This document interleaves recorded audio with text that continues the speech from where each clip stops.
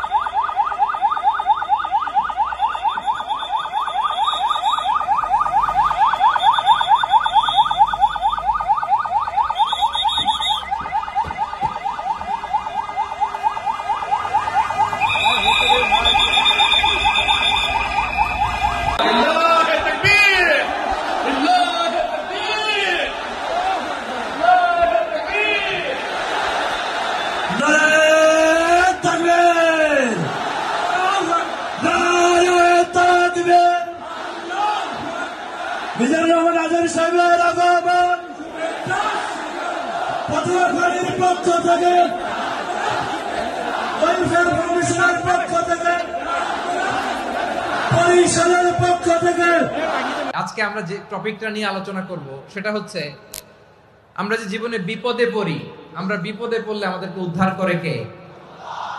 আল্লাহ ছাড়া আমাদের বাঁচানোর কেউ আছে? উদ্ধার করার কেউ আছে? রক্ষা করার কেউ আছে? এজন্য বিপদে পড়লে আমরা চাইবো কার কাছে?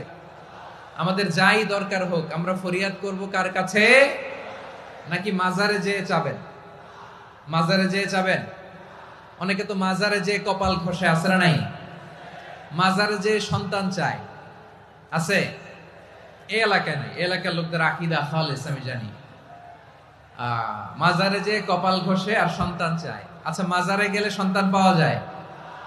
আচ্ছা, মাজারে না গেলে যদি বাচ্চা না হতো, গরু ছাগলের যে বাচ্চা হয় ওরা কোন মাজারে মানত করে বলেন? কথা কি বুঝতেছেন?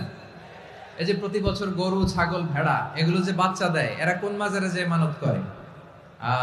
এজন্য চাইতে হবে একজনের কাছে, তিনি কে? আমার প্রিয় পটুয়াখালীবাসী, মাজার জিয়ারত করা সুন্নাহ। আমরা মাজার জিয়ারত করব, আল্লাহ ওয়ালাদের কবরে যাব, আমরা সেখানে যে সালাম দিব, দোয়া করব, নিজের জন্য করব, কবরে শুয়ে থাকা মাইয়েতের জন্য করব, পুরো মুসলিম উম্মার জন্য করব। কিন্তু কবরে যিনি শুয়ে আছে ওই বাবার কাছে সন্তান চাওয়া যাবে? চাকরি চাওয়া যাবে? সফলতা চাওয়া যাবে? সফলতা দেয় কে? সবাই বলেন নাই, আওয়াজ করে বলেন, সফলতা দেওয়ার মালিক কে? এক কথাই রব্বুল আলামিন বলেন, ওয়া ইয়ামসাসকাল্লাহু বিদুররিন ফালা কাশিফা লাহু ইল্লা হু ওয়া ইয়ুরিদকা বিখাইরিন ফালা রাদ্দা লিফাদলি ইউসিবু বিহি মান ইয়াশাউ মিন ইবাদিহি ওয়া হুয়াল গফুরুর রহিম। আল্লাহু আকবার। আল্লাহ বললেন, ওয়া ইয়ামসাসকাল্লাহু বিদুররিন ফালা কাশিফা লাহু ইল্লা হু।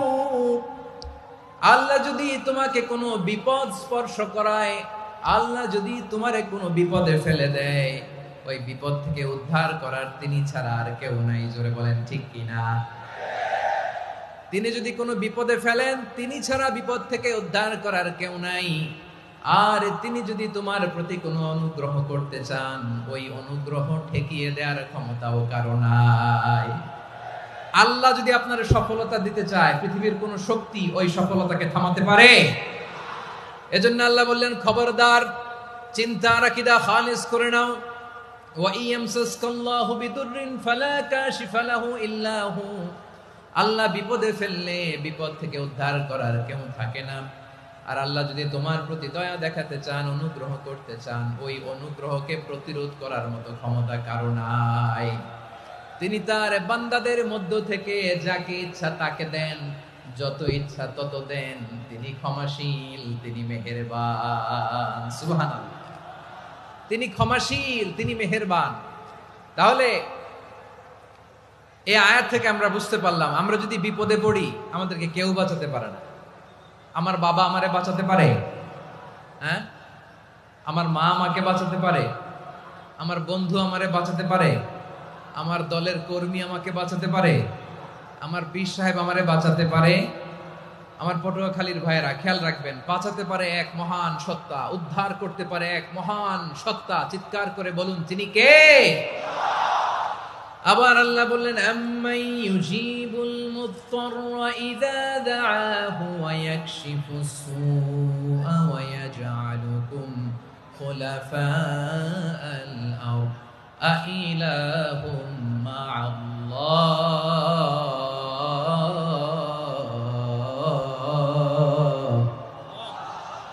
ক্বালিলাম মা তাযাক্কারুন। রব্বুল আলামিন বলেন, বিপদে পড়ে কাতর কণ্ঠে চিন্তাগ্রস্ত হয়ে যখন কেউ ফরিয়াদি হয়ে আল্লাহর ডাকে হাত তোলে, তখন এই ব্যক্তির ডাকে সাড়া দেয় কে? সবাই বলুন। কণ্ঠে বিপন্ন অবস্থায় আপনি যখন কেঁদে কেঁদে হাত তুলে আপনার দুঃখের কথা জানান, আপনি যখন ডাকেন তারে, তখন আপনার ডাকে সাড়া দেয় কে? আল্লাহ বলে, আমি সাড়া দেই। তোমাদের বিপদকে মুক্ত করে দেয় কে?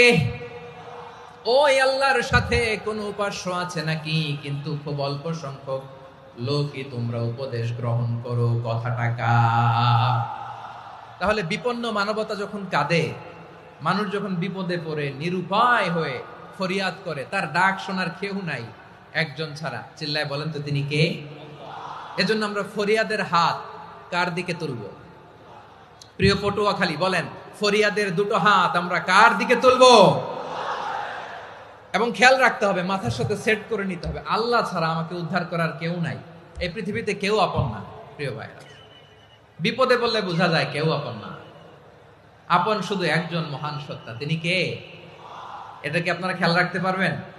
হ্যাঁ, বিপদে আপদে কেউ আমাদের বাঁচাতে পারে না, তরাতে পারে না, মুক্তি দিতে পারে না, উদ্ধার করতে পারে না, একমাত্র আমার প্রভু ছাড়া, আল্লাহ ছাড়া। চিল্লায় বলেন ঠিক কিনা? এবং প্রিয় পটুয়াখালীর ভাইয়েরা, মাথার সাথে এটা সেট করে নিতে হবে যে আমাদের পুরো জীবনটাই পরীক্ষা। পুরো জীবনটাই কি? The life is a test. পুরো জীবনটাই পরীক্ষা।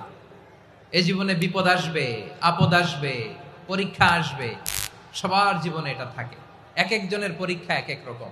আমার পরীক্ষা একরকম, মাসুদ ভাইয়ের পরীক্ষা একরকম, চৌধুরী সাহেবের পরীক্ষা একরকম, আপনার পরীক্ষা একরকম, উনার পরীক্ষা আবার আরেক রকম। পুরো পৃথিবীটাই পরীক্ষা ক্ষেত্র, সবাই পরীক্ষা দিচ্ছি, কিন্তু কারো পরীক্ষা প্রশ্নের সাথে কারোটার মিল নাই। সুবহানাল্লাহ পড়বেন না? পুরোটাই পরীক্ষা ক্ষেত্র, সবাই পরীক্ষার্থী, কিন্তু প্রশ্নপত্র একটার সাথে আরেকটা মিলে না। One doesn't match the other. একজনেরটার সাথে আরেকজনেরটা মিলে না। কাউকে আল্লাহ তাআলা ধনী বানিয়ে পরীক্ষা করেন। কি বানিয়ে?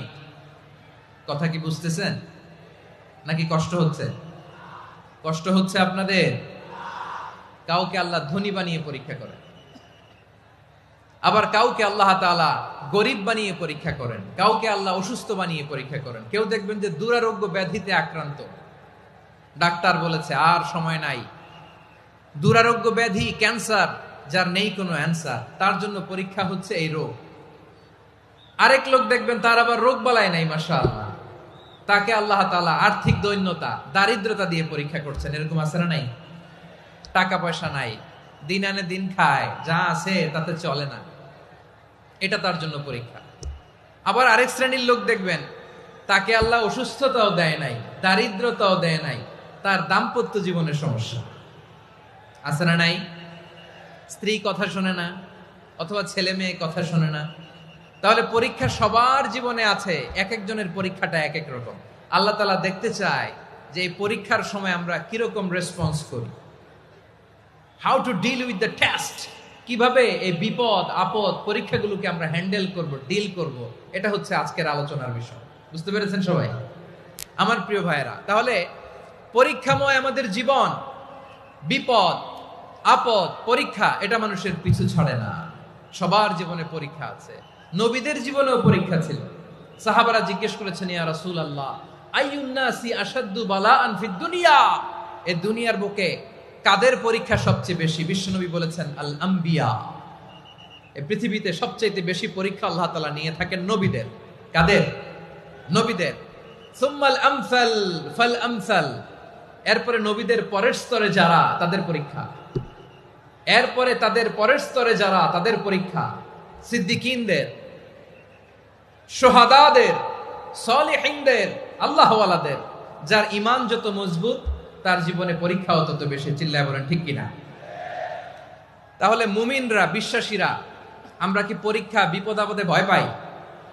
হ্যাঁ, বিপদ দেখলে ভয় লাগে? আপনাদের ভয় লাগে? হ্যাঁ, না, মুমিনরা বিপদে ভয় পায় না, তারা হতাশ হয় না, সুবহানাল্লাহ, তারা নিরাশ হয় না। বিশ্বাসীরা হাল ছেড়ে দেয় না, তারা ভরসা রাখে একজনের উপর। চিল্লায় বলতে হবে তিনি কে? কারণ মুমিন জানে the grief isn't permanent, the test isn't permanent, the struggle in our life isn't permanent. আমাদের জীবনের দুঃখ, কষ্ট, স্ট্রাগল এগুলো পার্মানেন্ট নয়। after every difficulties there is an ease. সব কষ্টের পরেই একটা সুখ আছে না নাই? রব্বুল আলামিন বলেন ফা ইন্না মাআল উসরি ইউসরা, ইন্না মাআল উসরি ইউসরা, ভয় পেও না, চিন্তা করো না, কষ্টের সাথেই আমি রেখে দিয়েছি স্বস্তি। সুবহানাল্লাহ বলেন। মুমিন জীবনে বিপদ যত বেশি, কষ্ট যত বেশি, তার সামনে সফলতা তার চেয়েও বেশি। ঠিক কিনা বলেন? কারণ বিশ্বাসীরা জানে রাত্রি যত গভীর হয় সুবহে সাদিকের সময় তত আগাতে থাকে। গর্ভবতী নারীর পেটের ব্যথা যত বাড়তে থাকে, ঘরে নতুন মেহমান আগমনের সময় ঘনাতে থাকে। মুমিনদের উপর বিপদ, অত্যাচার, আপদ, পরীক্ষা যত বাড়তে থাকে, কালেমার পতাকা উড্ডয়নের সময় কাছে আসতে থাকে। বিশ্বাসীদের এগুলো হিসাব মিলানো অনেক আগে, এগুলো অনেক আগে হিসাব মিলানো। দুঃখের আধার শেষে সুখের আলো মিটি মিটি হাসে। চিল্লায় বলেন ঠিক কিনা? দুঃখ যত বেশি, পরীক্ষা যত বেশি, কষ্ট যত বেশি, সুখের সময় তত কাছাকাছি। চিল্লায় বলতে হবে ঠিক কিনা? এজন্য মুমিন জীবনে পরীক্ষা বেশি, মুমিনদের হতাশা নাই। মুমিনরা নিরাশ হয় না, হতাশ হয় কাফিররা। মুমিনরা কখনো হাল ছেড়ে দেয় না, মুমিনরা ভরসা রাখে একজনের উপর, তিনি কে? তাহলে আমার প্রিয় পটুয়াখালীবাসী, বিপদ থাকবে, পরীক্ষা থাকবে, এই বিপদ থেকে আমাদেরকে উদ্ধার করবেন একজন, তিনি কে? আমরা শুধু আল্লাহর উপরই ভরসা রাখবো। রাজি আছেন তো? চাইবো একজন সত্তার কাছে। আওয়াজ করে বলুন তিনি কে? একজন সত্তার কাছে চাইবে। বিশ্বনবী ওনার চাচাতো ভাই আব্দুল্লাহ ইবনে আব্বাস রাদিয়াল্লাহু তাআলা আনহুকে বললেন, ইয়া আব্দুল্লাহ ইবনুল আব্বাস, হে আব্দুল্লাহ ইবনে আব্বাস, ইযা সাআলতা ফাসআলিল্লাহ, যখন চাইবে আল্লাহর কাছে যাও। ও আব্দুল্লাহ, যখন চাইবা আল্লাহর কাছে চাও।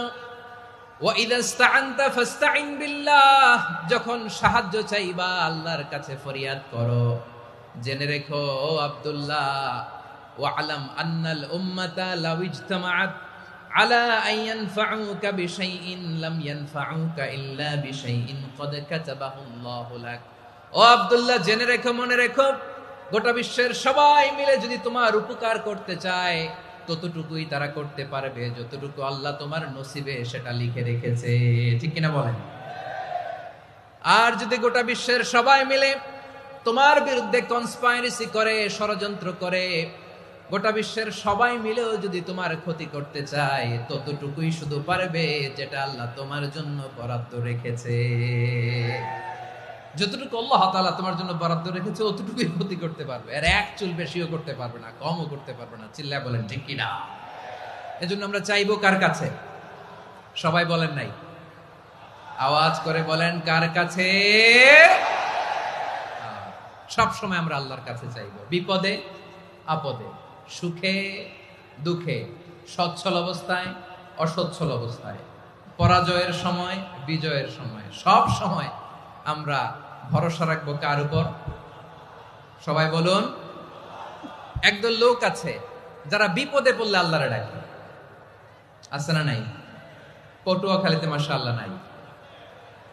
বিপদ আসলে আল্লাহরে ডাকে, বিপদ নাই আল্লাহও নাই।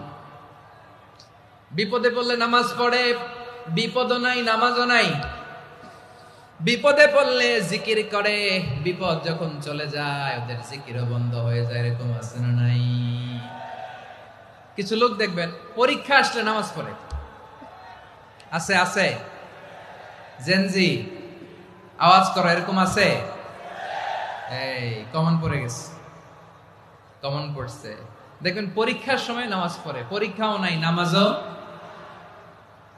আছে। এরকম কিছু লোক আছে অসুস্থ হলে আল্লাহরে বড্ড ভালোবাসে, আল্লাহরে খুব ডাকে। অসুস্থ হইলে অসুস্থতাও নাই, আল্লাহ স্মরণও নাই। দেখবেন কিছু লোক নির্বাচন আসলে খুব আল্লাহওয়ালা হয়ে যায়। তখন দেখবেন মাথার মধ্যে হেজাব লাগায়, পাঞ্জাবি লাগায়, আল্লাহওয়ালা হয়ে যায়। নির্বাচনও নাই, এরপরে আল্লাহর কথাও নাই। আছে না নাই? না, এরকম হওয়া যাবে না। সব সময় আমরা আল্লাহরে ডাকবো, বিপদে আপদে সব সময় ভরসা রাখবো আমরা একজনের উপর। আওয়াজ করে বলেন, তিনি কে? এ কথায় আল্লাহ তাআলা আমাদের চোখে আঙ্গুল দিয়ে জানিয়ে দিলেন, ফাইদা রাকিবু ফিল ফুলকি দা'আউল্লাহা মুখলিসিনা লাহুদ্দিন ফালাম্মা নাজ্জাহুম ইলাল বাররি ইযা হুম ইউশরিকুন। আল্লাহ বলে একদল লোক আছে, তারা যখন নৌযানে চড়ে, জলযানে চড়ে, সাগরের মধ্যে যখন জাহাজে চড়ে, লঞ্চে চড়ে, তারা যখন তুফানের সম্মুখীন হয় তখন তারা আল্লাহরে বড্ড বেশি ডাকে, একান্ত ভাবে ডাকে, বিশুদ্ধ চিত্তে ডাকে। আবার তুফান থেকে তাদেরকে সেফ জোনে নিয়ে, নিরাপদ জোনে নিয়ে যখন বন্দরে আমি আল্লাহ তাদেরকে ভিড়িয়ে দেই, ওই লোকগুলো আবার আমি আল্লাহর সাথে শিরিক করে। এরকম আছে না নাই? জাহাজে উঠছে, সাগরের মাঝখানে তুফান, ওই সময় দেখবেন আল্লাহ কারে কয়। এই কথা তো আপনাদেরকে বোঝানো সহজ, আপনারা তো নদীর দেশের মানুষ। লঞ্চে চড়েন নাই কারা কারা? দেখি, লঞ্চে চড়ছেন? হ্যাঁ, লঞ্চে চড়ে নাই এরকম একজনও নাই এখানে। আচ্ছা, লঞ্চে উঠছেন কে কে? দেখি। মাশাআল্লাহ মাশাআল্লাহ মাশাআল্লাহ, ঠিক আছে, আপনাদের বোঝানো সহজ। আচ্ছা, লঞ্চে উঠে তুফানের সম্মুখীন হয়েছেন, জলোচ্ছ্বাস, সবাই? মাশাআল্লাহ। তো এই ওয়াজ তো আপনাদের মুখস্থ, ঠিক কিনা বলেন? আমার বলার দরকার নাই, বলেন। মাঝ নদী, তুফান, জলোচ্ছ্বাস, জলের মধ্যে উচ্ছ্বাস, ঢেউ, টর্নেডো, সাইক্লোন, মেঘের ঘনঘটা, পরিবেশ ঘুটঘুটে অন্ধকার, লঞ্চ একবার এদিকে আরেকবার ওইদিকে, ভিতরে কি অবস্থা হয় বলেন তো? হ্যাঁ, তখন মুসলিমও আল্লাহর ডাকে, হিন্দু আল্লাহর ডাকে, ঠিক কিনা বলেন? আস্তিক আল্লাহর ডাকে, নাস্তিক আল্লাহর ডাকে, ঠিক কিনা? লঞ্চের ভেতর, স্টিমারের ভেতর কান্নারে রোল পড়ে যায়, চিৎকারের রোল পড়ে যায়, সবার মুখ দিয়ে শুধু একটা আওয়াজ, লা ইলাহা লা ইলাহা লা ইলাহা সুবহানাল্লাহ আলহামদুলিল্লাহ লা ইলাহা।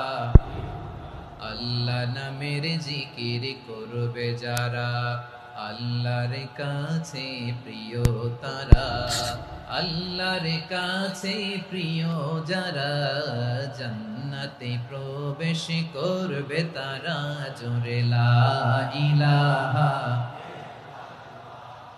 লা ইলাহা ইল্লাল্লাহ লা ইলাহা ইল্লাল্লাহ মুহাম্মাদুর রাসূলুল্লাহ সাল্লাল্লাহু আলাইহি ওয়াসাল্লাম। আমার প্রিয় পটুয়াখালীবাসী, তাহলে লঞ্চের ভেতরে যখন আমরা তুফানের মধ্যে পড়ি তখন সবাই মিলে আমরা একটা নামের জিকির করি। নামটা কার?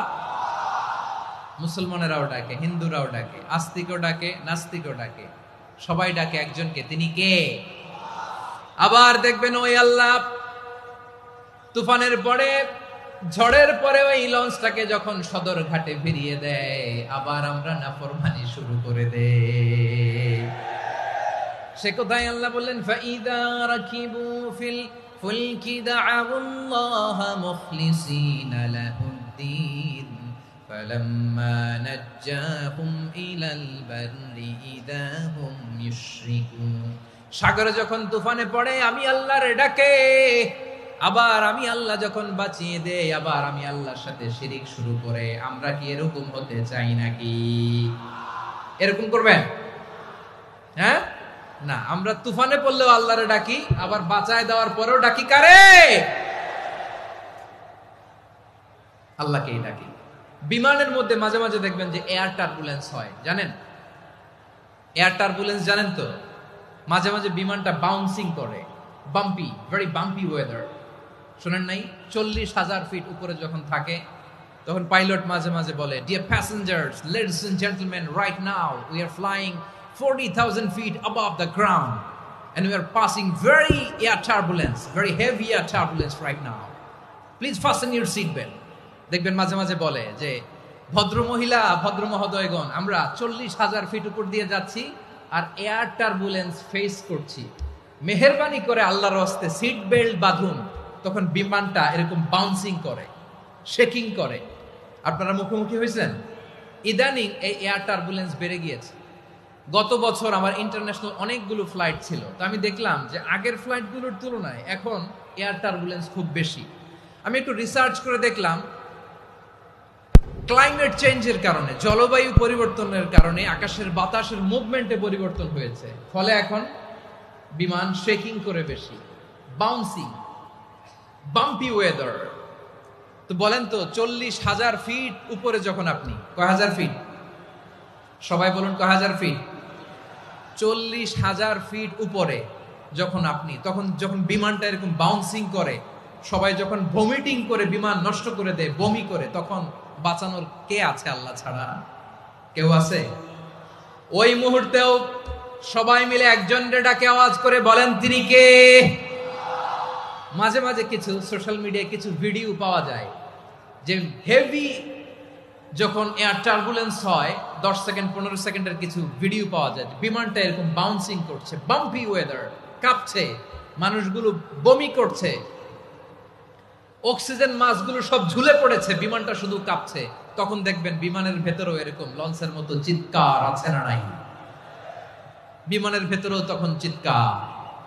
গত বছর হিথ্রো এয়ারপোর্ট থেকে সিঙ্গাপুর এয়ারলাইন্সের একটা ফ্লাইট, হিথ্রো টু চাঙ্গি, একটা ফ্লাইটে এমন বেশি এয়ার টার্বুলেন্সের শিকার হয়েছিল ওই এয়ারক্রাফটটা, 33 জন যাত্রী সেখানে আহত হয়েছে, একজন যাত্রী নিহত হয়েছে।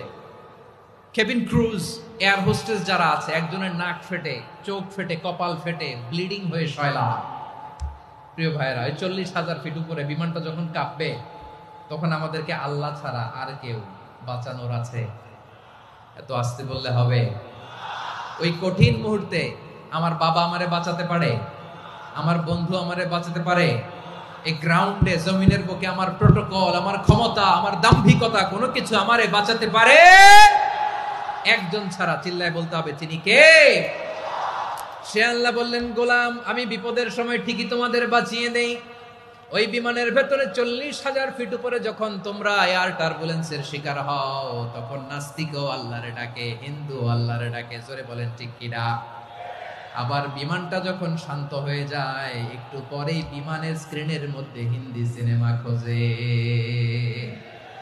বিমানের স্ক্রিনে কিন্তু বিশাল ওখানে আফলাম, ফিল্মের একেবারে বোঝাই করা। বিমানটা শান্ত হলে আবার হিন্দি সিনেমা দেখা শুরু করে। একটু আগে ডাকছিল কারে?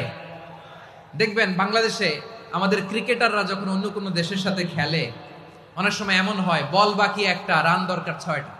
বল বাকি কয়টা? পটুয়াখালী বুঝে নাই বোধহয়। বল বাকি কয়টা? রান দরকার। আপনি দেখবেন ক্যামেরাম্যান তখন গ্যালারিতে খালি দেখায় দর্শকদের যে কি অস্থিরতা, হিপ হপ স্টাইলের মেয়েটা, যে মেয়েটার ওড়না এতক্ষণ ছিল গলায়, এতক্ষণ কই ছিল, ওই মেয়েটা দেখবেন ওড়নাটা টেনে মাথায় দিয়ে এরকম মুনাজাত ধরতেছে, আল্লাহ আল্লাহ, একটা সক্কা, আল্লাহ আল্লাহ, আমার লাল সবুজের পতাকারে তুমি অপমানিত কইরো না আল্লাহ, ইন্ডিয়ার সাথে আমাদের খেলা আল্লাহ আল্লাহ, একটা সক্কা, একটা একটা। পুরো পুরো খেলা জুড়ে এই মেয়ের ওড়না ছিল গলায়, কিন্তু যখন 1 বলে 6 রান দরকার, ওড়না চলে আসছে কোথায়, মাথায়। আবার মুনাজাত আছে না নাই? ঠিকই বাংলাদেশের দামাল ছেলে এমন এক শট মারলো, বল চলে গেল স্টেডিয়ামের বাইরে, ছক্কা, জিতে গেলাম আমরা। পুরো স্টেডিয়াম জুড়ে চিৎকার, হই হুল্লোড়, মৌজ মাস্তি। যেই মেয়েটা মাথার মধ্যে ওড়না দিয়ে এতক্ষণ সুবহানাল্লাহ সুবহানাল্লাহ বলে আল্লাহর কাছে দোয়া করেছে, ওই মেয়ে এখন আবার ওড়না ফেলে দিয়ে নাচা শুরু করে দিয়েছে। তাহলে আল্লাহর ভয়, আল্লাহর প্রতি আস্থা, বিশ্বাস, ভালোবাসা, এটা কি ক্ষণিকের জন্য? মানে আমার যখন লাগবে তখন আল্লাহর ইউজ করবো নাকি? হ্যাঁ, বিপদে আপদে, সুখের সময় দুঃখের সময়, সচ্ছল অসচ্ছল অবস্থায় বিশ্বাসীরা ভরসা রাখে একজনের উপর, চিৎকার করে বলে পটুয়াখালী তিনি কে? সে আল্লাহ বললেন, গোলাম মনে করো না জাহাজ থেকে সদরঘাটে ভিড়িয়ে দিলাম তুমি নিরাপদ হয়ে গেছো, মনে করো না 40,000 ফিট থেকে সেফ ল্যান্ডিং এর পরে এয়ারপোর্টে নেমে গেলেই তুমি নিরাপদ হয়ে গেছো। ও মিয়া, বিপদ কি শুধু সাগরে আর আকাশে? ঘরের বিপদও, ঘরের ভেতরও বিপদ আসতে পারে কি পারে না? এজন্য সূরা মুলক আল্লাহ বললেন, আমিনতুম মান ফিস সামাই আন ইয়াখসিফা বিকুমুল আরদা ফাইযা হিয়া তামুর। তোমরা কি ভাবছো তোমরা নিরাপদ? সাগরের মধ্যে তুফান, আল্লাহ আল্লাহ ডাকলাম, সদরঘাটে যেয়ে পড়ছি, বাইসে গেছেন তো আপনি। আর পাবে আপনারে আল্লাহ? আল্লাহরা তো সাগরের মাঝখানে তো আল্লাহ আপনারা পাইছিল, আর তো পাবে না। আর পাবে আপনারে? আর আল্লাহ ধরতে পারবে আপনারে? ঘরের ভেতরও বিপদ দিয়ে আটকাতে পারে কে? 5 স্টার 7 স্টার হোটেলের ভেতরও আমাকে বিপদের মধ্যে ফেলে দিতে পারেন কে?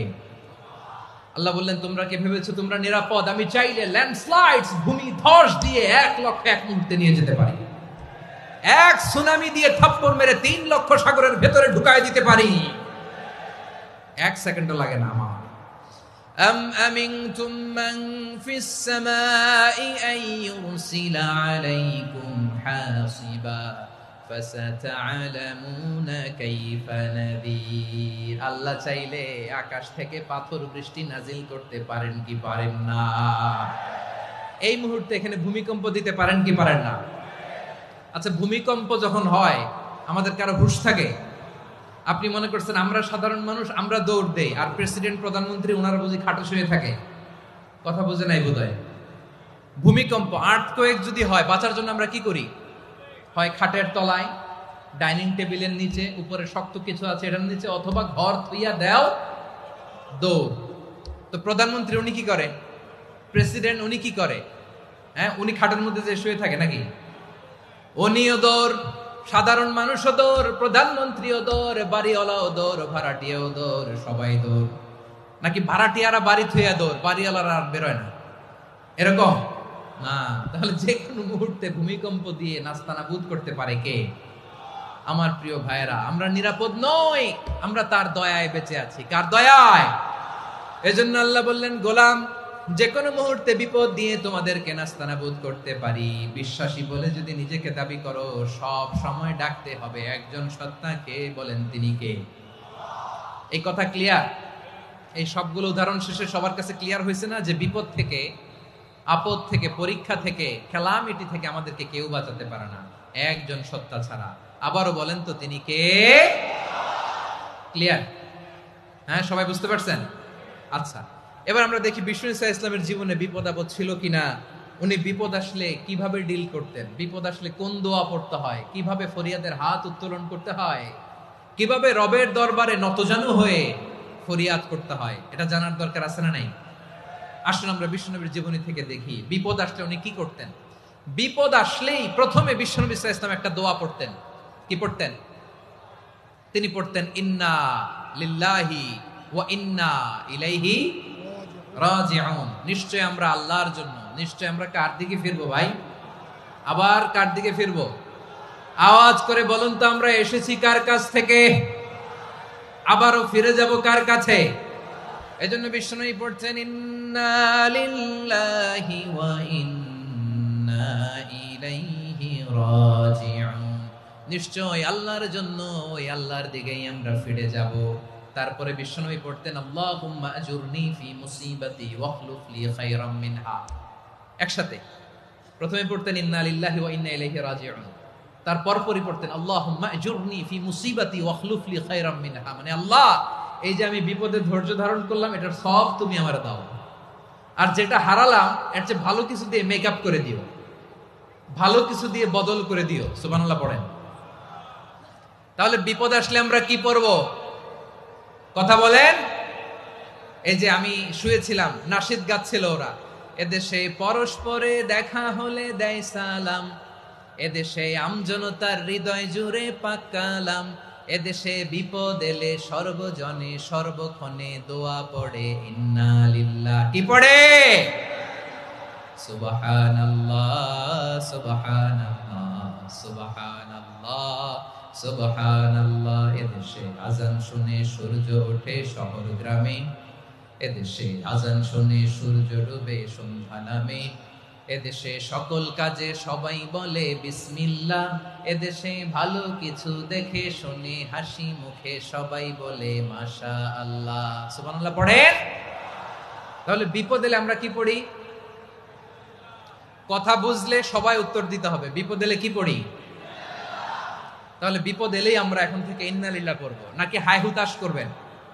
একদল আছে হাই হুতাশ করে, হায় আল্লাহ রে মোর কি হইল রে, মুই কি হরমু রে, মুই কমবে জামু রে, আছে না নাই? এরকম বিলাপ করতে নিষেধ করেছেন বিশ্বনবী। কি করব, কই যাব, কি হবে, হায় হায়, এরকম হাহুতাশ আছে না নাই? বিশ্বাসীরা হাহুতাশ করে না, তারা ইন্না লিল্লাহ পড়ে। কি পড়ে মনে থাকবে? আমরা পড়ব ইন্না লিল্লাহি ওয়া ইন্না ইলাইহি রাজিউন, নিশ্চয়ই আমরা আল্লাহর জন্য, আমরা আল্লাহর দিকেই ফিরে যাব। এরপর পড়ব আল্লাহুম্মা আজুরনি ফি মুসিবাতি ওয়াখলুফ লি খায়রাম মিনহা, আল্লাহ আমি যে বিপদে ধৈর্য ধারণ করলাম এটার সওয়াব দিও, আর যা হারালাম তার চেয়ে ভালো কিছু দিয়ে বদল করে দিও। সুবহানাল্লাহ পড়েন। বিশ্বনবীর হাদিস শুনলেন উম্মে সালামা রাদিয়াল্লাহু তাআলা আনহা, ওনার স্বামী হলো আবু সালামা। মজার ঘটনা খেয়াল করে শুনেন আমার প্রিয় কলিজার টুকরা ভাইয়েরা, কানগুলো খরগোশের কানের মতো খাড়া করে আমার দিকে তাকান।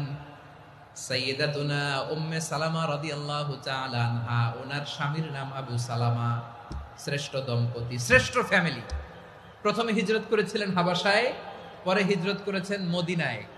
উহুদ যুদ্ধের পরে ওনার স্বামী আবু সালামা ইন্তেকাল করলো, শহীদ হলো। সুবহানাল্লাহ পড়েন। যখন আবু সালামা ইন্তেকাল করলো, উম্মে সালামা রাদিয়াল্লাহু তাআলা আনহা কেঁদে কেঁদে হয়রান। আর নবীর শিখানো বাণী অনুযায়ী তিনি বারবার পড়ছিলেন ইন্না লিল্লাহ। কি পড়ছিলেন? জামু কি হরমু এগুলো বলে নাই, কি বলছে? ইন্না লিল্লাহ। যেহেতু বিশ্বনবী বলেছেন কেউ যদি বিপদের প্রথম ধাক্কায় পড়ে ইন্না লিল্লাহি ওয়া ইন্না ইলাইহি রাজিউন, আল্লাহুম্মা আজুরনি ফি মুসিবাতি ওয়াখলুফ লি খায়রাম মিনহা, তাহলে এই বিপদে যে সে যা হারালো তার চেয়ে শ্রেষ্ঠ কিছু দিয়ে আল্লাহ তার বদল দিয়ে দিবে।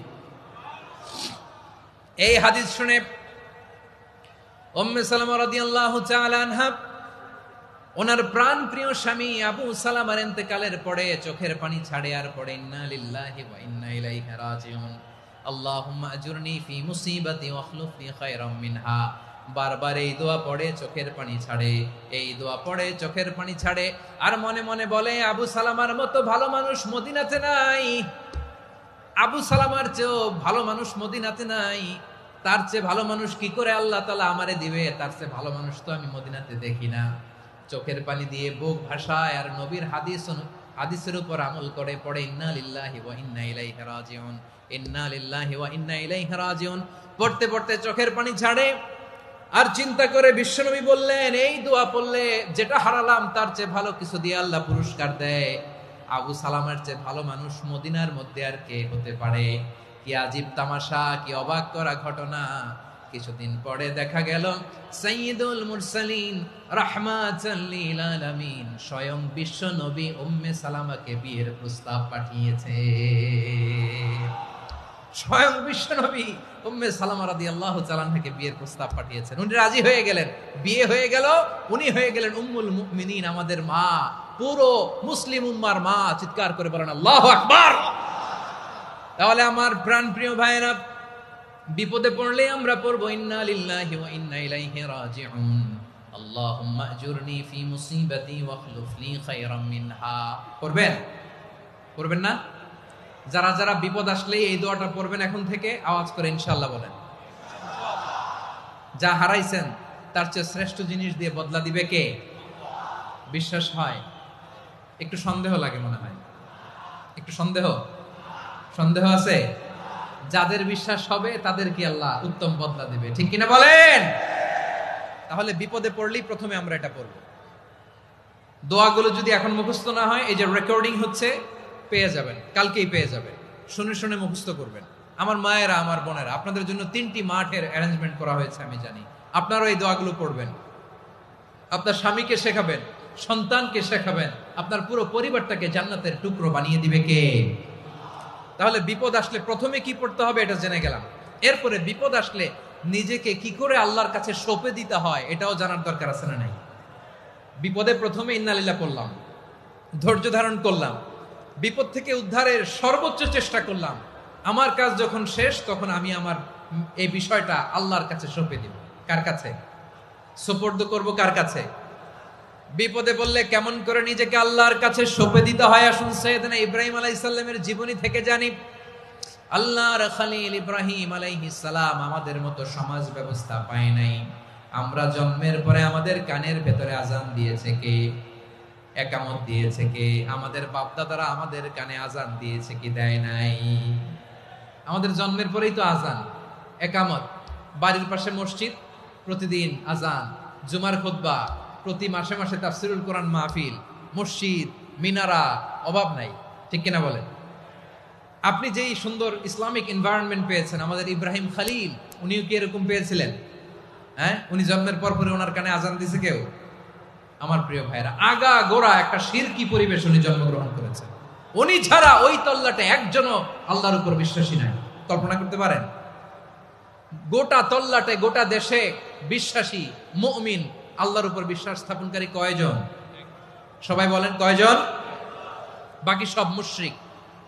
বাকি সব মুশরিক নিজের সাথে নিজে শক্ত বোঝাপড়া করে, অ্যানালজি করে, সেলফ কনভারসেশন করে উনি মহা সত্যের সন্ধান পেয়েছে।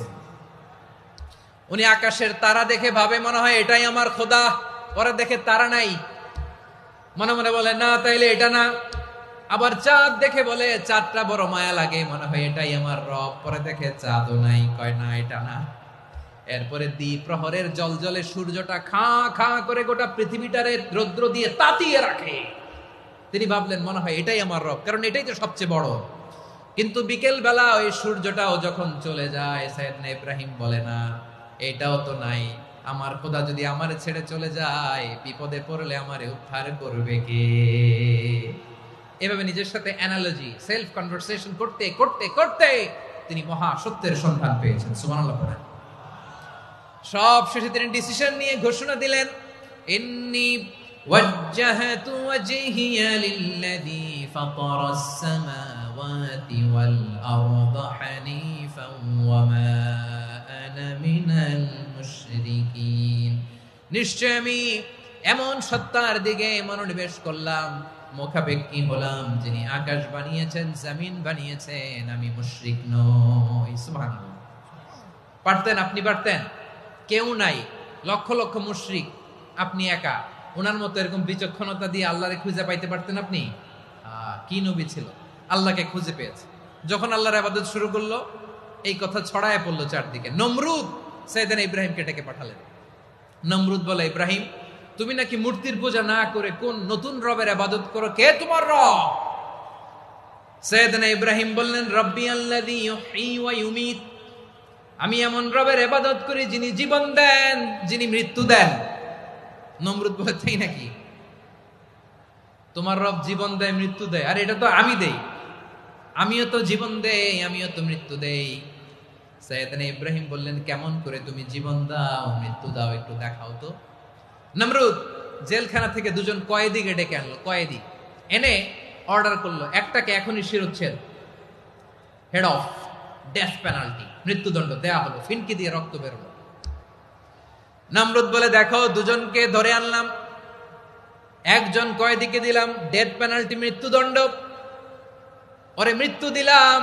আরেকজন যে দাঁড়িয়ে আছে, চাইলে ওরেও আমি মৃত্যুদণ্ড দিতে পারি, কিন্তু না, ওরে আমি দিব না, ওরে আমি বাঁচাইয়া দিলাম, ছেড়ে দিলাম, মানে জীবন দিলাম।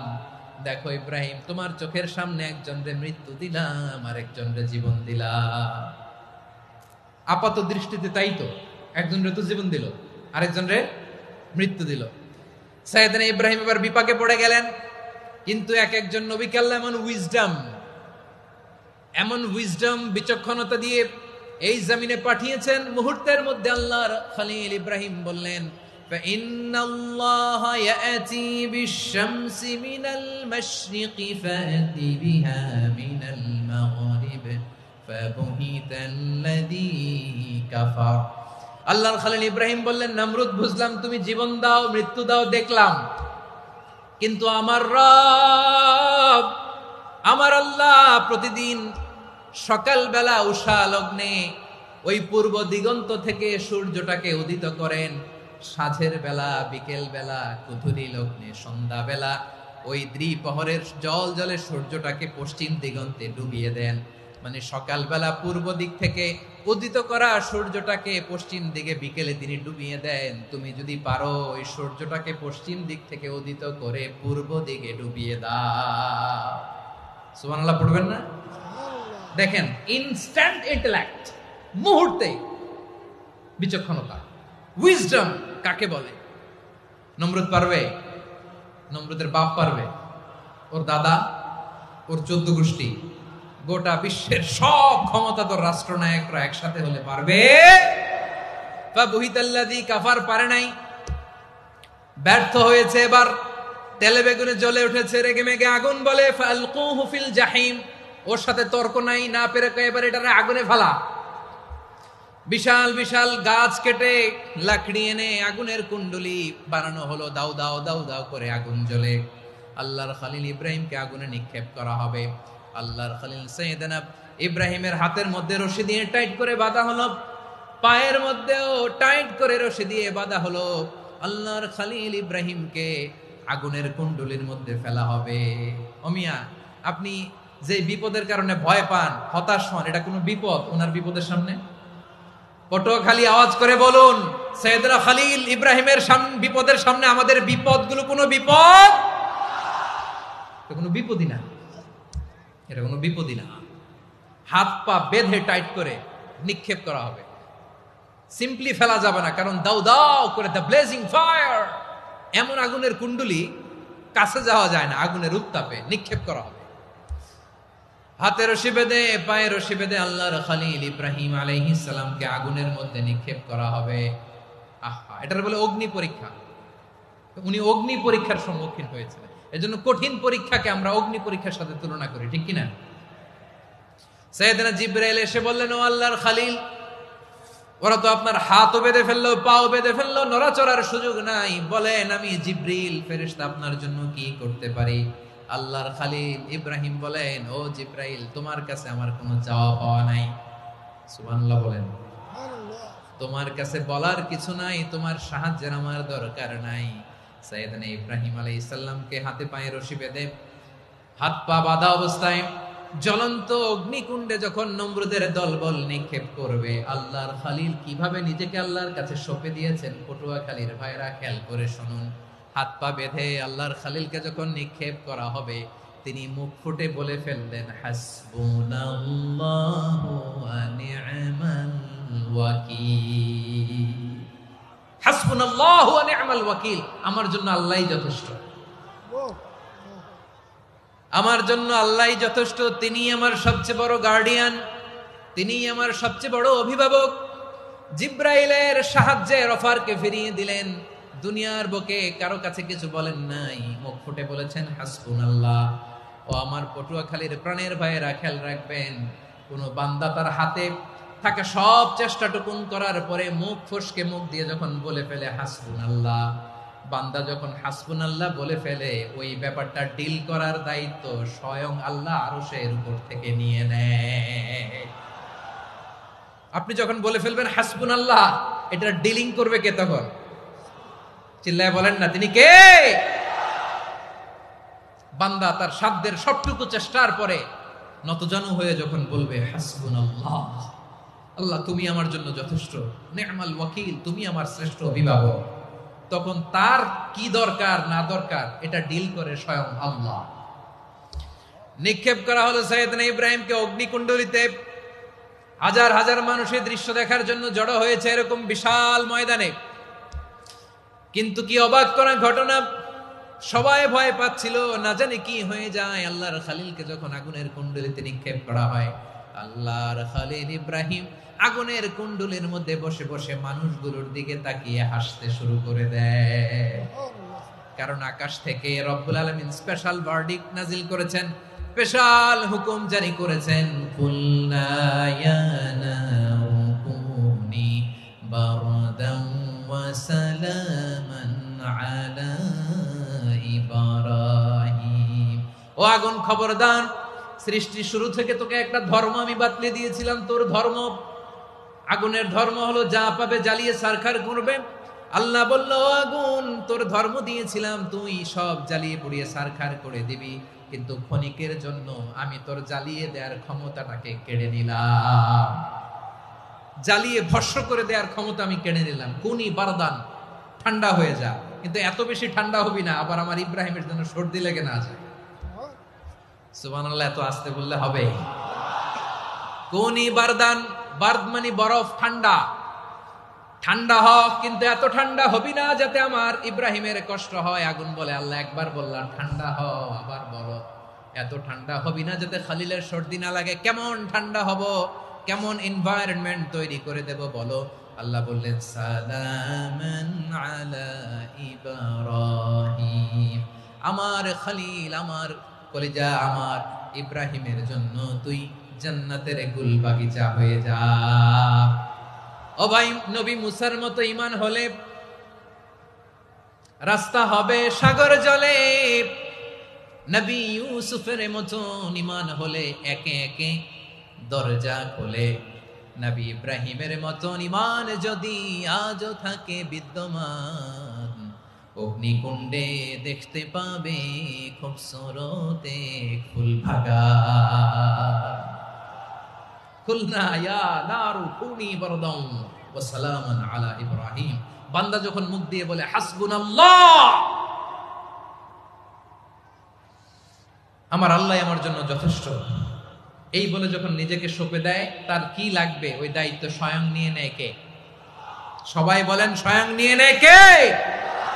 তাহলে আমার প্রিয় ভাইরা, বিপদের শুরুতেই আমরা বলবো ইন্না লিল্লাহ। শুরুতে কি বলবো? এরপরে যেই বাক্যটা পড়ে নিজের পরিস্থিতিকে আল্লাহর দরবারে সঁপে দিব, সেটা হচ্ছে হাসবুনাল্লাহ। সেটা কি? বিষ্ণু বলেন, লা ইয়াজালু লিসানুকা রাতাবান মিন যিকরিল্লাহ, সব সময় আল্লাহর স্মরণ দিয়ে, জিকির দিয়ে জিহ্বাটারে সিক্ত রাখো। আর শয়তানু জাসিমুন আলা কলবি ইবনে আদম, শয়তান বনি আদমের কলবে খামচি মেরে বসে থাকে। ফাইদা যাকারাল্লাহ খালাসা, মানুষ যখন আল্লাহ স্মরণ করে জিকির করে, শয়তান দৌড়ে পালায়। ওয়া ইদা গাফালা ওয়াসওয়াসা, যখনই বনি আদম গাফেল হয় তখনই শয়তান তার হৃদয়ে ওয়াসওয়াসা দেয়। এজন্য বিপদে পড়লে ইন্না লিল্লাহ, নিজের সবটুকুন করার পরে, নিজের রোল প্লে করার পরে নিজেকে আমরা কি বলে সঁপে দিব? সবাই বলেন, সবাই বলতে হবে।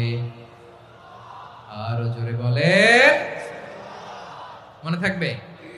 বিপদে পড়লে প্রথমে ইন্না লিল্লাহ, এরপরে নিজেকে যখন সঁপে দিব তখন হাসবুনাল্লাহ। এরপরে কঠিন বিপদে যখন বিষ্ণুনবী পড়তেন তখন কি করতেন?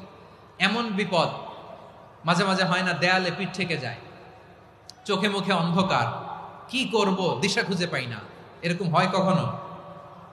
হ্যাঁ, আপনাদের হয়? হয় না? তো জান্নাতে আছেন আপনারা। হয় হয় এরকম হয়েছে না যে দেয়ালে পিঠ থেকে গেছে, চোখে মুখে অন্ধকার, কই যাব, কি করব, বাঁচানোর কেউ না, এরকম হয়েছে কখনো আপনাদের? যদি হয় তাইলে এটার সলিউশন বলবো, না হইলে তো এগুলো বলে লাভ নাই। হয় হয় হয়। বিশ্বনবী এরকম কঠিন বিপদে পড়েছেন জীবনের কিছু কিছু মুহূর্তে, ওই মুহূর্তে বিশ্বনবী স্পেশাল 2টা দোয়া পড়তেন। এই দোয়াগুলো আপনাদেরকে জানিয়ে দেয়। বিশ্বনবী বলেন, কঠিনতম বিপদে যখন পড়বা, দেয়ালে পিঠ থেকে যায়, চোখে মুখে অন্ধকার, বাঁচার কোনো উপায় নাই, তখন পড়বা লা ইলাহা ইল্লা আনতা সুবহানাকা ইন্নী কুনতু মিনাজ জালিমিন। আল্লাহ, তুমি ছাড়া কোনো ইলাহ নাই, তুমি পবিত্র, নিশ্চয় আমি জালিমদের অন্তর্ভুক্ত। সুবহানাল্লাহ বলেন। এই দোয়া সাইয়েদনা ইউনূস আলাইহিস সালাম পড়েছিলেন যখন মাছের পেটে ছিলেন। কিসের পেটে? এবং অনেক মুফাসসিরিন একরাম বলেছেন, অনেক আহলুল ইলমরা বলেছেন, এটা হচ্ছে ইসমে আজম। ইসমে আজম এমন দোয়া যেটা দিয়ে দোয়া করলে আল্লাহ দোয়া কবুল করে, কিন্তু এটা কোনটা, এটা নিয়ে ইখতিলাফ আছে। কোন কোন আহলুল ইলম বলেন এই লা ইলাহা ইল্লা আনতা সুবহানাকা ইন্নী কুনতু মিনাজ জালিমিন, এটা হচ্ছে ইসমে আজম। সাইয়েদনা ইউনূস আলাইহিস সালাম পড়েছেন, আপনারা পড়েননি? তুফান হইলে পড়েন না? আমাদের এলাকায় তো এটা খুব, এটার উপর ব্যাপক আমল আছে। পটুয়াখালীতে কি অবস্থা বলেন? পড়েন পড়েন পড়েন পড়েন। একটা গল্প শুনেছিলাম, পাক হানাদার বাহিনী যখন বাংলাদেশে অ্যাটাক করতো, 71 সালের ঘটনা বলতেছে, আমরা তো দেখি নাই, শুনছি আর কি। 71 যদি দেখতাম এতদিনে রাজাকার হয়ে যেতাম। আল্লাহ আমাদেরকে বাঁচাই দিছে, আল্লাহর মেহেরবানি, ঠিক কিনা বলেন? মন মতো হইলে মুক্তিযোদ্ধা, মন মতো না হইলে রাজাকার। কত কিছু দেখলাম এই শাহবাগের বুকে। আল্লাহ, 71 সালে দেখি নাই, আমরা শুনেছি, পাক হানাদার বাহিনী জিজ্ঞেস করত মুসলিম না অমুসলিম চেক করার জন্য, বলতো কালেমা বল, কালেমা বাতাও। তো যারা কালেমা বলতে পারতো পাকিস্তানি বাহিনী নাকি ওদেরকে ছেড়ে দিত, শুনেছি। তো একজনকে, এক বাঙালিরে পেয়ে তার মাথার মধ্যে বন্দুকর নল ধরে বলতেছে কালেমা বল সালে, কালেমা বাতা, কালেমা বল। তো ভয়ের চোটে এই দোয়া পড়া শুরু করছে। ও পড়তেছে লা ইলাহা ইল্লা আনতা সুবহানাকা ইন্নী কুনতু মিনাজ জালিমিন। পাকিস্তানি বলে সালে ये तो मुसीबत का কালেমা है। বাঙালি কয় হাম তো ভি মুসিবত মে হ্যায়।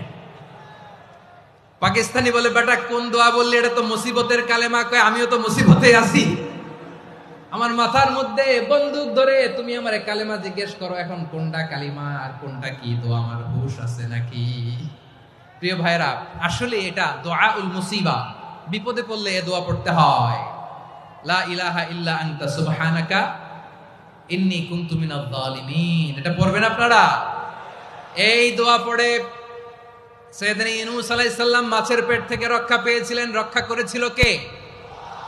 তুমি ইউনূস নবীরে যখন খাইলো মাছেতে গিলিয়া, ফেরেশতা পাঠাইয়া দিলে ইসমে আজম দিয়া। প্রাণে ছিল যাহার ভয় সেথা পাইল আশ্রয়, প্রাণে ছিল যাহার ভয় সেথা পাইল আশ্রয়।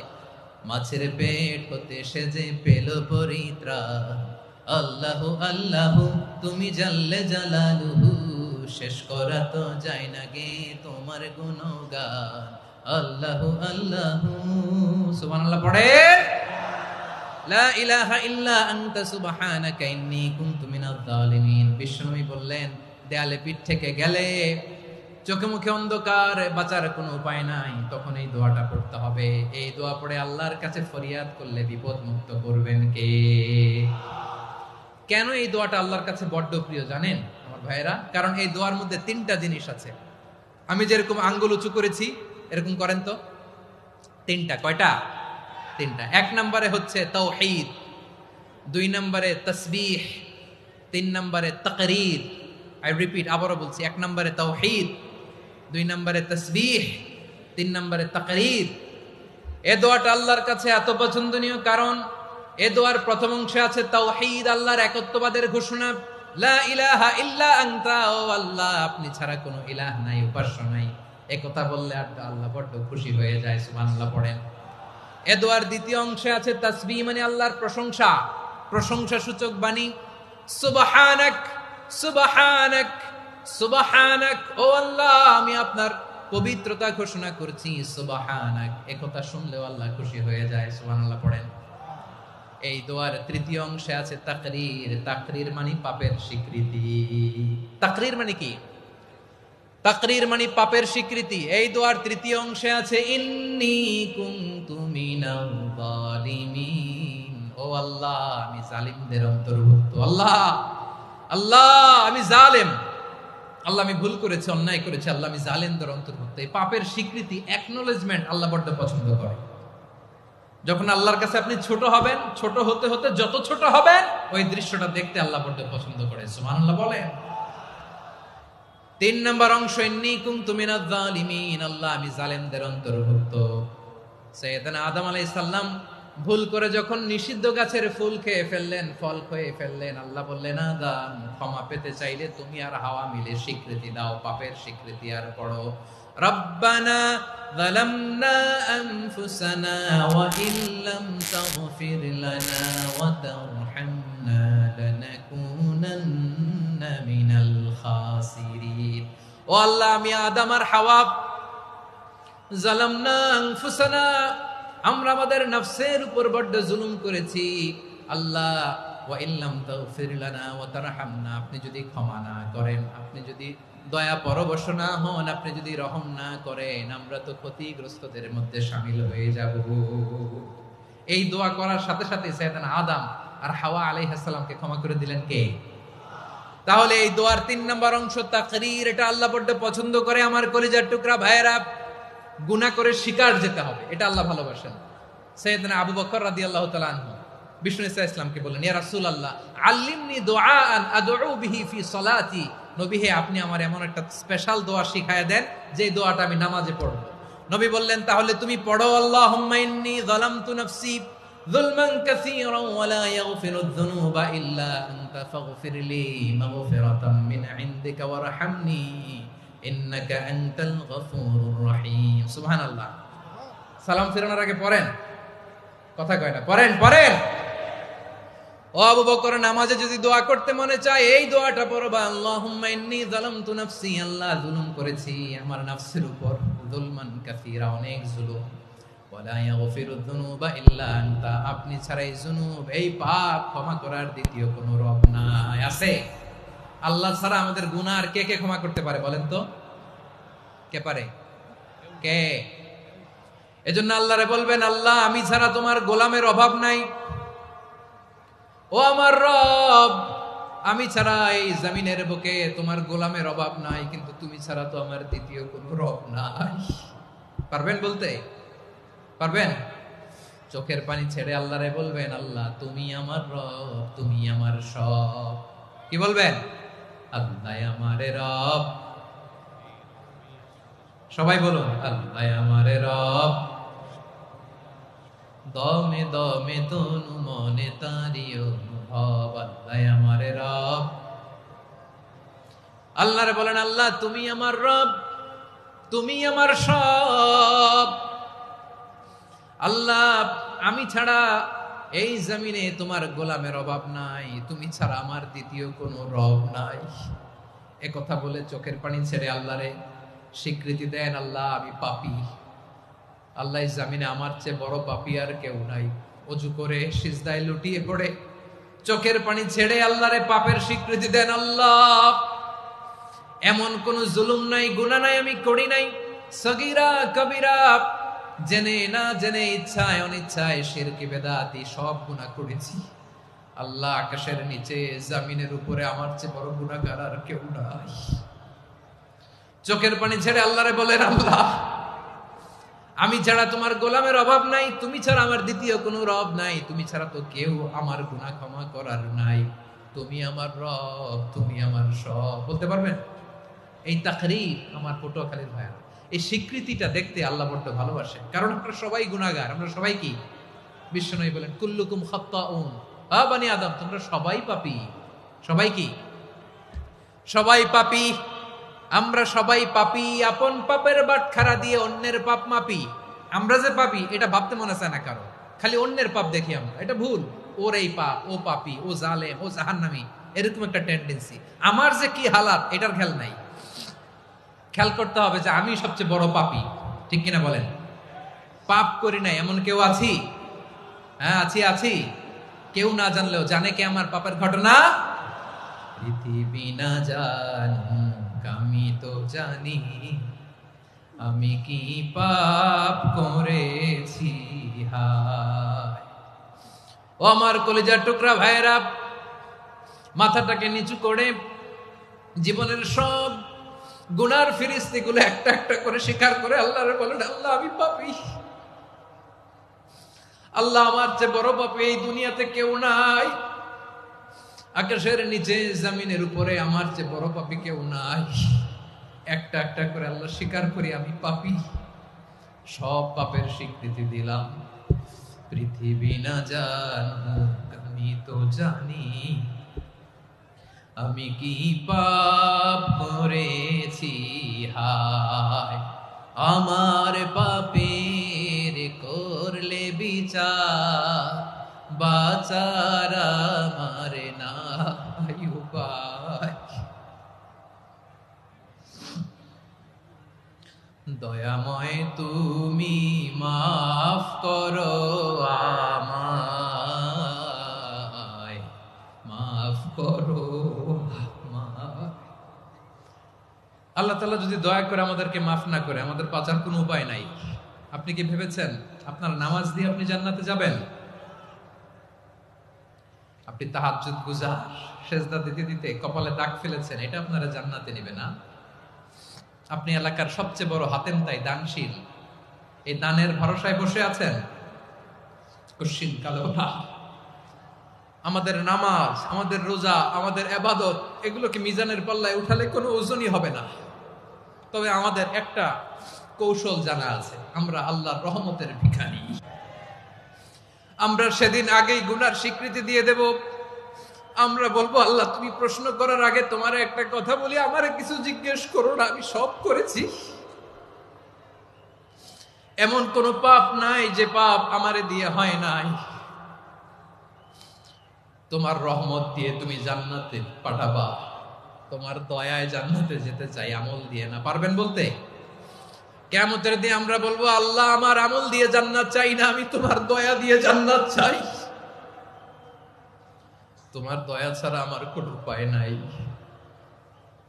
কারণ আল্লাহ যদি বিচার করে বাঁচার কারো উপায় নাই। আল্লাহ যদি বলে ফেলেন তুই এটা করলি কেন, ওখানে গেলি কেন, কোরআনে 1000 বার নিষেধ করলাম তারপরেও এই পাপে জড়ালি কেন, এরকম প্রশ্ন ছুড়ে দিলে আমার উত্তর আছে?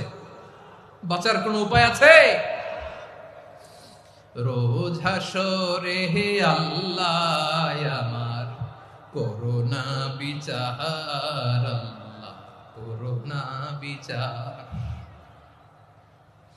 বিচার চাহি না তব দয়া চাই, এ গুনাহগার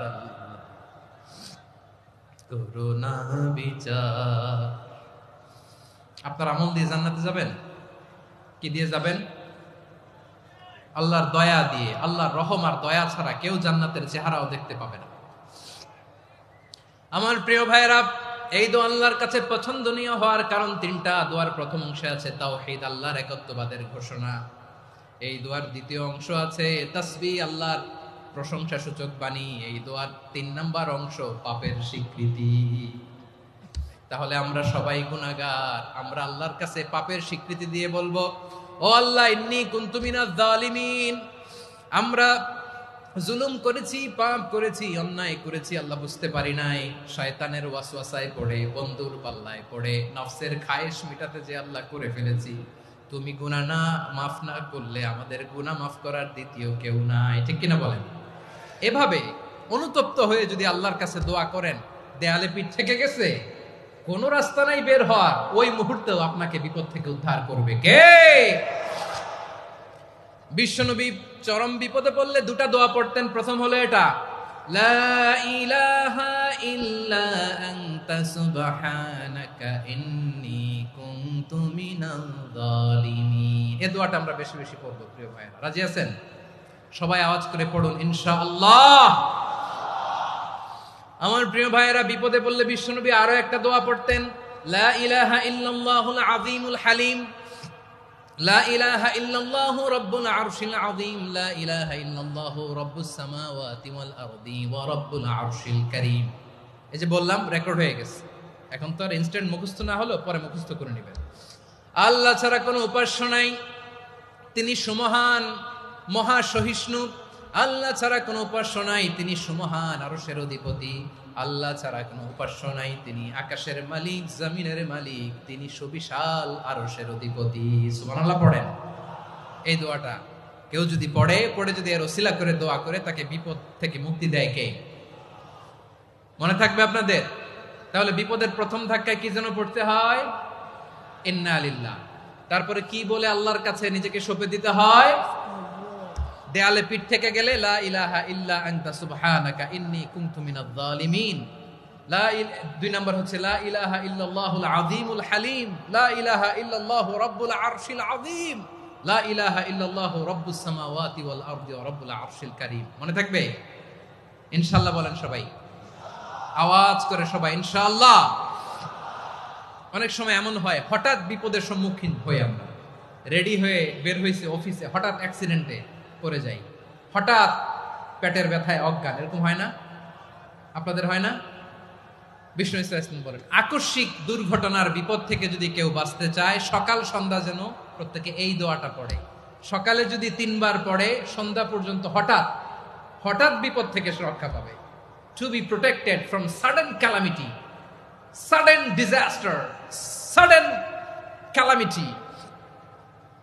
হঠাৎ বিপদ, হঠাৎ ভয়ঙ্কর কোন আকস্মিক বিপদ থেকে আল্লাহ বাঁচায় দিবে। সকালে পড়লে সন্ধ্যা পর্যন্ত প্রোটেক্টেড, সন্ধ্যাবেলায় যদি 3 বার পরে সকাল পর্যন্ত প্রোটেক্টেড। সুবহানাল্লাহ পড়েন।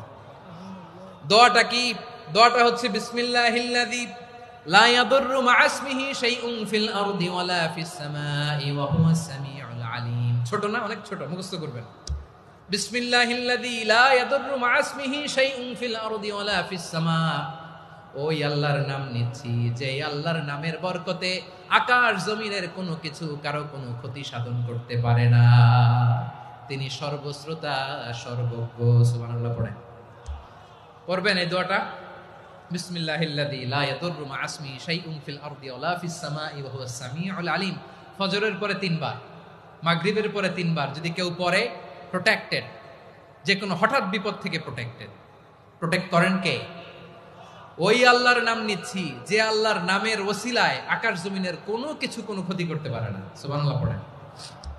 আচ্ছা, এবার আমাদের জীবনে দুশ্চিন্তা আছে না নাই বলেন? Tension, hyper tension, anxiety, depression, চিন্তা, টেনশন নাই, এরকম কে কে আছে দেখি? হাত তোলেন। ওই যে হাত তুলছে এক আল্লাহর ওলি, ওই যে। টেনশন নাই তোমার? মাশাআল্লাহ। ও না বুঝে তুলছে, জোকের চোটে, জোশের ঠেলায় ধাক্কায় তুলে ফেলছে। সবার জীবনে টেনশন আছে না নাই? এই দুশ্চিন্তা, পেরেশানি, মারাত্মক পেরেশানি থেকে মুক্তি পাওয়ার জন্য বিষ্ণু ইসলাম 2টো দোয়া পড়তেন। কয়টা? অনেকগুলো পড়তেন। স্পেশাল 2টো দোয়া আজকে আপনাদের শিখায়া যাব, শুনবেন না? কষ্ট হচ্ছে? সংক্ষিপ্ত মুনাজাত দিয়ে দেই। ওরে আল্লাহ, আমি তো 9:30 ক্রস করে ফেলছি মাসুদ ভাই, খেয়াল করে নেই। আরো কয়েক মিনিট? ঠিক আছে, ঠিক আছে। পেরেশানিতে পড়লে, টেনশনে পড়লে এই দোয়াটা, প্রিয় ভাইরা, বিষ্ণু ইসলাম যখন খুব বিপদে পড়তেন, দুশ্চিন্তা ওনাকে ঘিরে ধরতো, উনি পড়তেন ইয়া হাইয়ু ইয়া কাইয়ুম বিরহমাতিকা আস্তাগীথ, ইয়া হাইয়ু ইয়া কাইয়ুম বিরহমাতিকা আস্তাগীথ, ইয়া হাইয়ু ইয়া কাইয়ুম, হে শাশ্বত অবিনশ্বর, হে চিরঞ্জীব, বিরহমাতিকা আস্তাগীথ, তোমার রহমতের উসিলায় তোমার কাছে ফরিয়াদ করি। এটা পড়তেন। আবার আরেক বর্ণনায় এসেছে ইয়া হাইয়ু ইয়া কাইয়ুম বিরহমাতিকা আস্তাগীথ আসলিহ লি শা'নি কুল্লাহু ওয়ালা তাকিলনি ইলা নাফসি তারফাতা আইন। আসলিহ লি শা'নি কুল্লাহ, আল্লাহ আমার সবকিছু আপনি সেটেল করে দেন। আমাদের সব ঝামেলা সেটেল করে দিতে পারে কে? আমরা তো সেটেলমেন্টের জন্য এসপি সাহেবের কাছে যাই, ডিসি সাহেবের কাছে যাই, অমুক ভাইয়ের কাছে যাই, তমুক ভাইয়ের কাছে যাই। এই দোয়া পড়লে আরশের উপর থেকে আপনার ম্যাটার সেটেল করে দিবে কে? তাহলে পড়বেন ইয়া হাইয়ু, হে চিরঞ্জীব। হাইয়ু মানে চিরঞ্জীব, যিনি চিরকাল বেঁচে থাকবেন, মরবেন না। আল্লাহ মরবেন? তার কোনো লয় আছে? ক্ষয় আছে? সূরা আর-রহমানে আল্লাহ বললেন, কুল্লু মান আলাইহা ফানি ওয়া ইয়াবকা ওয়াজহু রাব্বিকা যুল জালালি ওয়াল ইকরাম ফাবিআইয়ি আলাই রাব্বিকুমা তুকাযিবান। জমিনে যা আছে সব ফান, ভ্যানিশ হয়ে যাবে, নিশ্চিহ্ন হয়ে যাবে, শেষ হয়ে যাবে, সব বিলুপ্ত হয়ে যাবে, একজন ছাড়া। জোরে বলেন তিনি কে? ইয়া হাইয়ু। আমার সাথে আওয়াজ করে পড়েন, ইয়া হাইয়ু, ইয়া কাইয়ুম, ইয়া হাইয়ু, ইয়া কাইয়ুম বিরহমাতিকা আস্তাগীথ আসলিহ লি শা'নি কুল্লা ওয়ালা তাকিলনি ইলা নাফসি তরফাতা আইন। এভাবে দোয়া করলে আপনাকে বিপদ মুক্ত করবে কে? এই দোয়াটা কেন পছন্দ আল্লাহর কাছে? কারণ এখানে আল্লাহর দুইটা সুন্দর নাম আছে, গুণবাচক নাম, আল হাই, আল কাইয়ুম। এই দুটো নাম আছে এখানে। আবার এই দুইটা আয়াতুল কুরসির অংশ। আয়াতুল কুরসির শুরু তো এটা আছে না নাই? হ্যাঁ, আছে না নাই? 3 নাম্বার কারণ, এটা ইসমে আজম। কোন দোয়াটা ইসমে আজম? যে দোয়া ওসিলায় দোয়া করলে আল্লাহ দোয়া ফেরায় না। অনেকগুলো মত আছে, সবচেয়ে ভ্যালিড মত হচ্ছে এটা, ইয়া হাইয়ু ইয়া কাইয়ুম। এর ওসিলা দিয়ে দোয়া করলে দোয়া কবুল করে কে? 2 নম্বরে বিশ্বনবী মারাত্মক বিপদে পড়লে আরেকটা দোয়া পড়তেন, আল্লাহুম্মা ইন্নী আবদুক। আগে দোয়াটা পড়ি, শুনেন। আল্লাহুম্মা ইন্নী আবদুক ওয়া ইবনু আবদিক ওয়া ইবনু আমাতিক নাসিয়াতি বিয়াদিক মাদিন ফিয়া হুকমুক আদলুন ফিয়া কাদাউক আসআলুকা বিকুল্লি ইসমিন হুয়া লাক সাম্মাইতা বিহি নাফসাক আও আনসালতাহু ফি কিতাবিক আও আল্লামতাহু আহাদাম মিন খালকিক আও ইস্তা'সারতা বিহি ফি ইলমিল গায়বি ইনদাক আন তাজআলাল কুরআনা রাবিআ কলবি ওয়া নূরা সাদরি ওয়া জালাআ হুজনি ওয়া যাহাবা হাম্মি। সুবহানাল্লাহ পড়েন।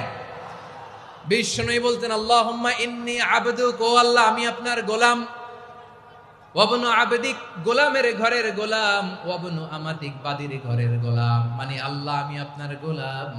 আমার বাবা আব্দুল্লাহ ছিল আপনার গোলাম, আমার মা আমিনা ছিল আপনার বাদী। মানে আমরা গোলাম বংশের, সব গোলাম। নিজেরে এর চেয়ে আর ছোট করে আল্লাহর কাছে উপস্থাপন করা যায় আমার ভাইরা? কথা কি বুঝতেছেন?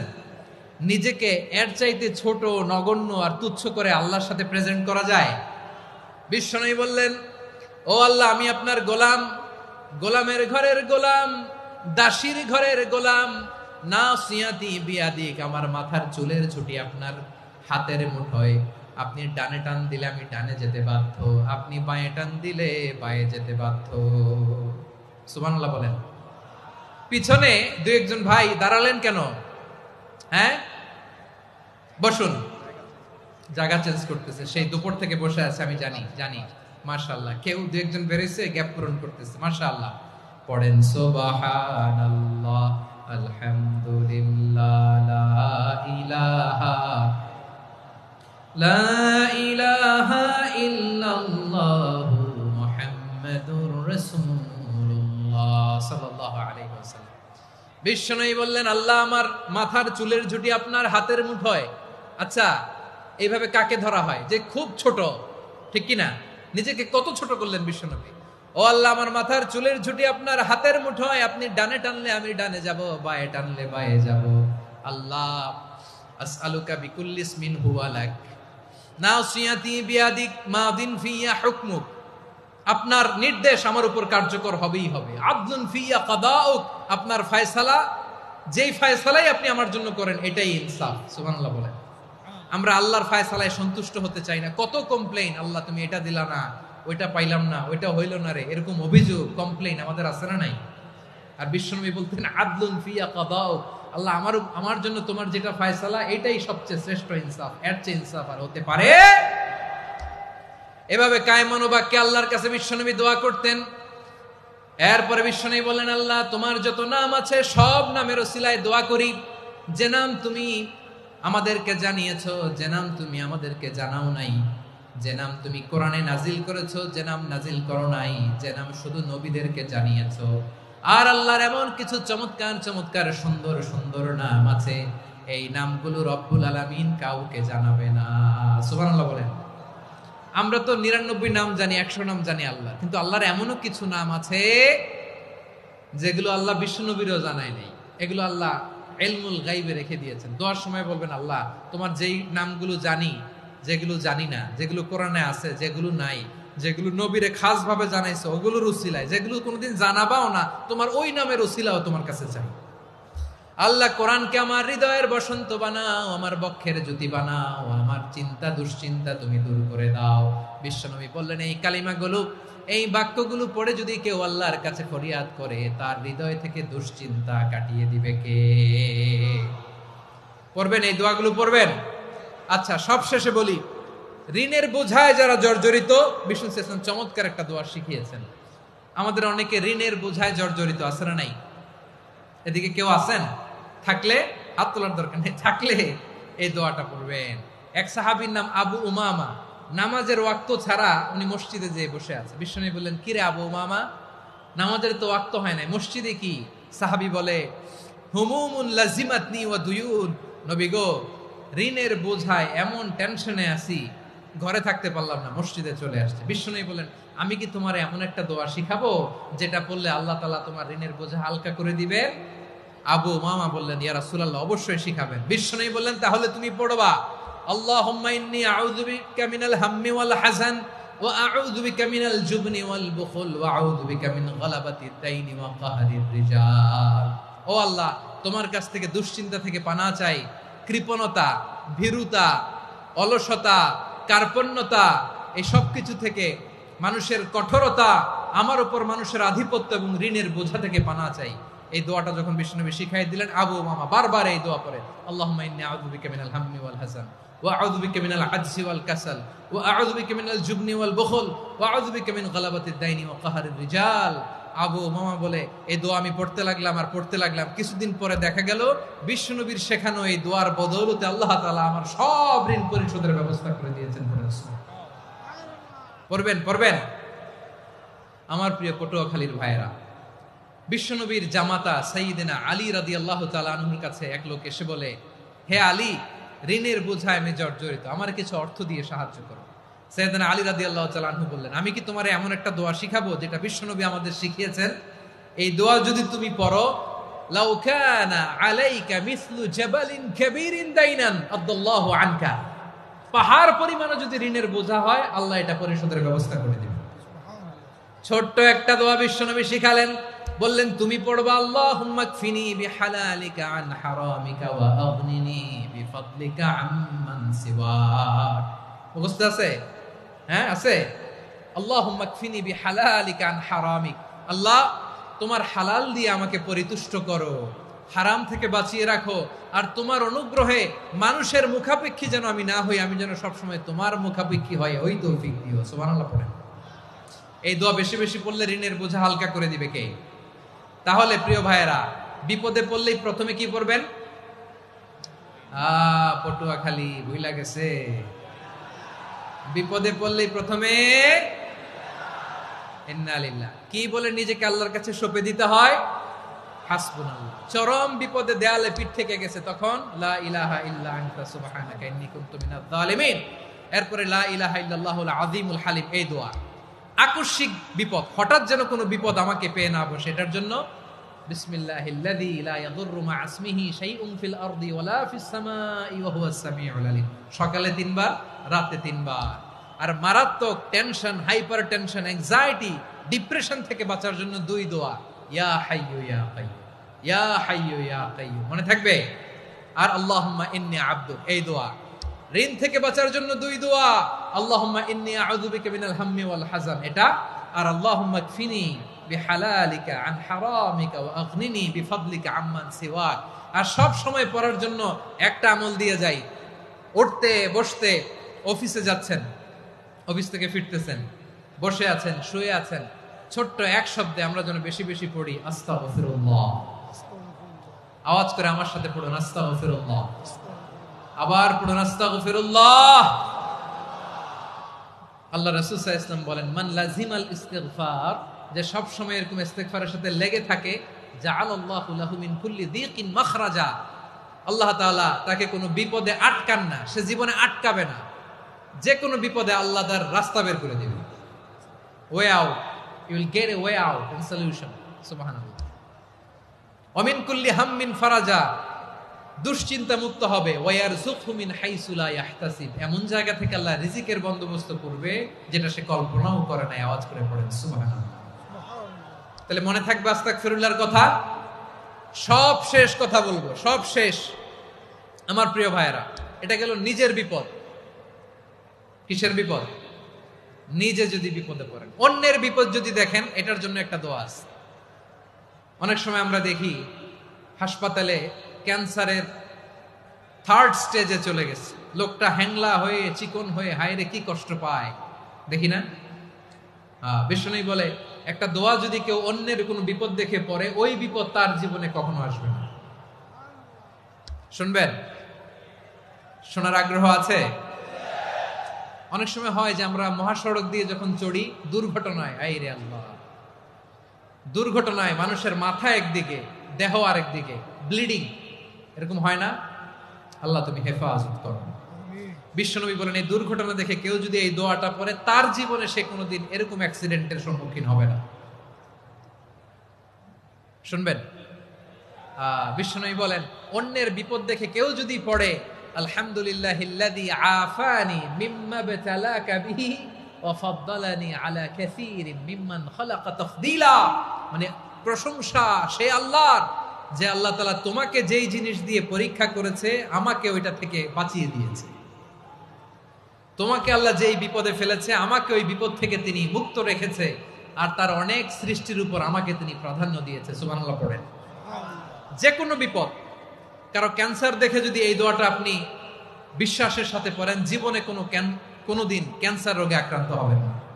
দুর্ঘটনা দেখে যদি পড়েন, ওই দুর্ঘটনা আপনাকে স্পর্শ করবে না। যে কোনো কারো বিপদ দেখে যদি কোনো বিশ্বাসী বান্দা এই দোয়া পড়ে, বিশ্বনবী বলেন লাম ইউসিবহু যালিকাল বালা, ওই বিপদ তাকে আর ধরবে না। উফিয়া মিনহু মিন যালিকাল বালা কাইনাম মা কান, সে যতদিন হায়াত পাবে কোনোদিন ওই বিপদ তাকে স্পর্শ করবে না। এই দোয়াটা পড়তে রাজি আছেন আমার প্রিয় ভাইরা? তাহলে পুরো আলোচনার সেন্ট্রাল থিম হচ্ছে আমাদের জীবনে বিপদ আসবে, কষ্ট আসবে, দুঃখ আসবে, কিন্তু বিপদে আপদে আমরা হাল ছেড়ে দিব না, হতাশ হব না। মুমিন হতাশ হয় না, নিরাশ হয় না, হাল ছেড়ে দেয় না। মুমিন ভরসা রাখে একজনের উপর। আওয়াজ করে বলুন যিনি কে? বিপদে পড়লে আমাদেরকে উদ্ধার করে কে? আবার আমাদেরকে যদি কোনো নেয়ামত আল্লাহ দিতে চান, ওইটা কেড়ে নেয়ার ক্ষমতা কারো আছে? তাহলে আমরা কানেক্টিভিটি বাড়াবো কার সাথে? আমাদের প্রার্থনার ফরিয়াদের হাত তুলবো কার কাছে? রাজি আছেন পটুয়াখালীর ভাইয়েরা? মনে থাকবে কথাগুলো। আল্লাহ তাআলা আমাদের সবাইকে কথাগুলো বোঝার ও আমল করার তৌফিক দান করুন।